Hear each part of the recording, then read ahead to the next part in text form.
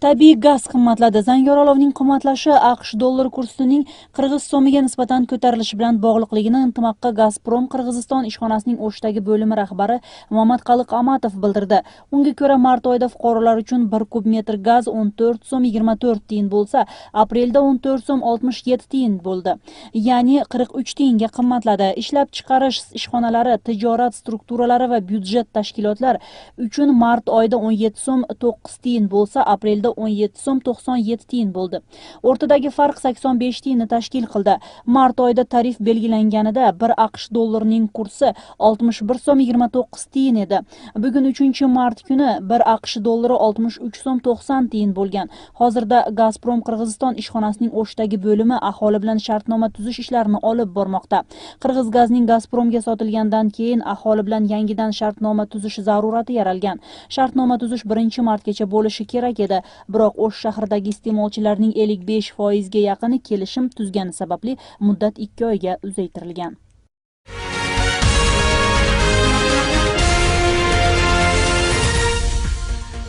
Qirg'iziston Respublikasi iqtisodiy jinoyatchilikka qarshi kurashish bo'yicha davlat xizmati chetdan Qirg'izistonning sobiq muftiysini qidirgani yo'q. Soliq to'lamagani uchun qidiruvga olinganlarning orasida eks-muftiy Rahmatulloh Hoji Egamberdiyev yo'q ekanini mazkur xizmat ma'lum qildi.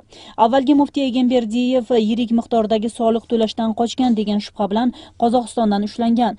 Janubiy Qozog'iston oblasining Sarag'ash rayon sudi eks-muftiyni vaqtinchalik qamoqqa olish bo'yicha sanksiya bergan. Qirg'iziston Respublikasining Milliy xavfsizlik bo'yicha davlat komiteti Egamberdiyev rasmiy tarzda qidiruvga olinmaganini bildirdi. Qirg'izistonning sobiq muftiysi Egamberdiyev haqidagi nomaqbul video internetda e'lon qilinib ketgandan keyin xizmatidan ketgan edi.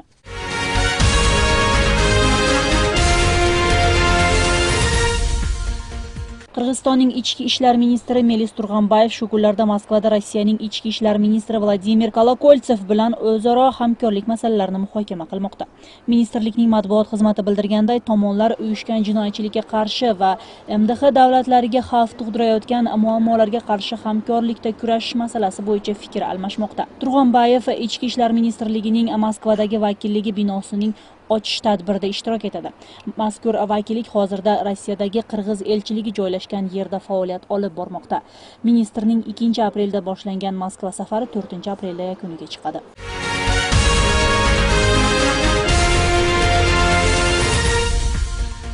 O'sh shahridagi eski avtobekat ko'chiriladi. Qaror shahar meriyasi tomonidan qabul qilindi.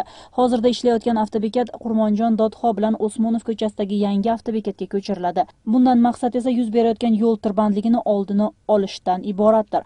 Haydovchilar yo'l tirbandligiga avtobekatning aloqasi yo'q deb norozilik bildirishmoqda. Bu o'zgarishni jamoatchilik qanday qabul qiladi? Batafsil navbatdagi lavhada. O'sh shahri yo'l tirbandligidan xalos bo'la olmayapti. Bunday muammoni hal etishning bitta yo'li markaziy bozorning ichidagi avtobekatni jildirish, deydi mahalliy rahbariyat vakillari. Shaharni tartibga keltirish uchun avtovokzalni ko'chirish taklifi yashovchilardan kelib tushgan. Shunga ko'ra shahar meriyasi ko'chirish qarorini qabul qilgan. Жеке карап айтканда Ош Бишкек каттам боюнча каттоочу таксисттерден да карыздар түштү да. Ушул маселени чечүү максатында азыр эски шаардын борбордук көчөсүндө жайгашкан автовокзалды жабуу, кайсы бир маршруттар башка жерде калуу мүмкүнчүлүгү талкууланбайт. Бардык маршруттук таксилер жалпы багыт боюнча, андан сырткары эл аралык, шаар аралык, анан эл аралык багытта каттоочу жегил машинелер дагы ошол экинчи автовокзалга көчүрүлүү чечими кабыл алынды. O'sh shahrining vitse-meri Qutmanali Abdurahmonuli avtobekatni ko'chirish bilan yo'l tirbandligini 30-35% ga qisqartsa bo'lishini ta'kidlaydi. Biroq bu qarorga haydovchilar qo'shilmaydi. Ilgari borganmiz al vokzalga. Болбогон ушул эки адамдын кызы Men Карагулжага аттайм. Болбойт да. Ilgari borganmiz. Bir adam жылба 3 oy yurganmiz o yerda. Bir adam chiqpay pustoy. Shahardan boshqa hududlarga qatnagan haydovchilarning aytishicha, avtobekatni yo'l tirbandligiga aloqasi yo'q. Agarda ko'chirilsa, bizning ish og'irlashadi deyishadi. Avtovokzal jilishine biz qarşılayıq. Sebebi elдің көпчүлүгү биздин avtovokzal bozorga жакын болгон үчүн ошол жерге элге оңой болот да. Ana bizdin жаңы avtovokzal дейт, бул биздин борбордон чекарактагы avtovokzal. Ал жерге эл барбайт. Вокзалдагы шоферлордун 90% кредити бар. Аяка ел болбаса ким төлөйт? Эки адамдын кызыкчылыгы болуп атат азыр. Азыр рабочий класс бүт саясатка катуу болуп калган, билет бардыгы. Эми эки адамдын кызыкчылыгы үчүн 300 адамды кыйнаш керек бояка. Вокзалдын тың болгончо мына жолдун эки жык машина, kelib qo'yib qo'yadi. Probka mana o'zinglar ko'rib turasizlar, mana jo'nda jiq mashina. Mashina qayerga boradi? Men mashina yo'q bo'lsa probka. El baxsha bemalol yengil mashinalar kirib o'tadi. Bu yerda tartib yo'q. Prosto yengil mashina qo'yib ketadi. Vokzaldan yo'q. Bu yerdan jilib kelsa el qiynaladi. Olsaqdan kelib baldar o'qiydi. Adash bultir bir yil jilganda baldar adashgan. Ko'p bola jo'g'ilgan. Hozirda ishlayotgan avtovokzal xususiy mulk. Shahar rahbariyatidagilar uni ko'chirish bilan shaharni tartibga keltirib va mablag'ni davlat xazinasiga tushirishni ko'zlayapmiz, deydi vitse-mer. Shu bilan shahar ichidagi kichik avtobuslarning qatnovi yangi avtobekat orqali bo'lishini, imkoni boricha yo'lovchilarga sharoitlar yaratilishini qo'shimcha qildi u. Biz hozir bu harakatlaniп жатқан avtovokzal, birinchidan avtovokzal bo'lib ishlowga bir normativdek aktisi yo'q. Ал бир түрдүү коммерциялык багытта иштөөгө уруксаат берген атайын мамлекеттик актысы бар. Демек, бул жер автовокзал деп айтууга да негиз жок да. Менин оюмча ал жерде өзүнүн ал жеке ишкердин объектisi, ал өзү каалаган максатта кийин ишин улантып берет. O'sh shahridagi davlat avtobekati 15 yildan buyon ishlamagan, qarovsiz bo'lgani bilan ishlayotgan avtovokzaldan holati ancha yaxshi. Umumiy maydoni 4-5 barobarga katta. 20-aprelgacha shahar meriyasi tomonidan ta'mirlash ishlari olib borilib, talabga loyiqlashtirish rejalangan. Yangi avtobekatning umumiy maydoni 4 gektardan iborat. U yerda 1500 kichik avtobus, 4000 dan ortiq turli yengil avtomobillarga qulaylashtirilgan. 10-mayda eski avtovokzal yopilib, O'sh davlat avtobekati ishlay boshlaydi. Ra'noy Nazarova, Adina Do'sumbetova, Azam Buzrikov, Intimaq. Avtobekatning shahar tashqarisiga chiqarilishi bo'yicha aholi fikrini tinglaymiz. Avtovokzalda ham buni chekkaga jildirish kerak buning. Bu jildirib olsa bu yerda probka bo'laveradi, tig'in ko'yaveradi. Ko'rak eldi surat talabına qarab turib, keyin bu masalani chechish kerak-da. Meriya elga abdan yaxshi ishlar жүргүзүп атат. Себеби дегенде канаттандырарлык иш кылып атат. Probka qilmaslik jildirish kerak bolam. Hamma yaxshi bo'lgan yaxshi-da bolam. Jildirish kerak. Tanchun al so'z жөнүндө калбай буну ишке ашырыш керек.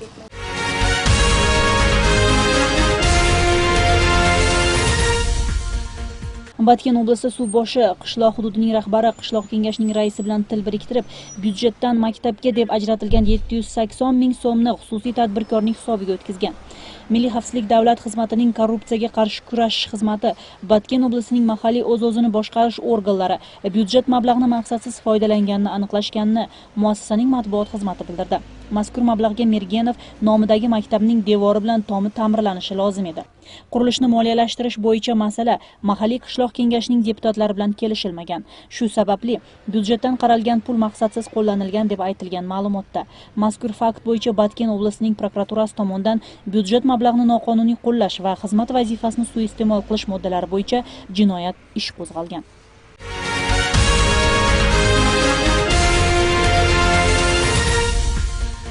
Jo'g'ir kengash yuk tashuvchilarning mas'uliyatini kuchaytirish to'g'risida qonun loyihasini qayta qarab chiqish uchun qo'mitaga yubordi. Qarorni xalq vakillari bugungi yig'ilishda qabul qildi. Loyiha mashina bilan yuk tashuvchilar qonunni buzgan vaqtda javobgarlikni ko'tarishga yo'naltirilgan. Deputat Daston Bekeshevning ta'kidlashicha, avtomobil arxitektura aloqa komiteti bir qator takliflarni hisobga olmay qo'ygan. Xalq vakili yo'lovchilarni tashigan kirakashga maxsus ko'rsatma belgilari yo'qligi, 3000 so'm jarima solish o'ta ko'p ekanini aytdi.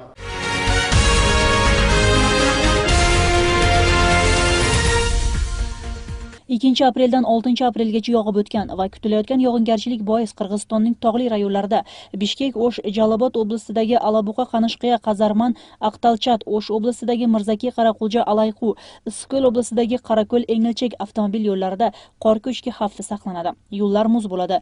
Mashinalar o'rtasidagi harakat 500 metr masofaga saqlanishi kerak.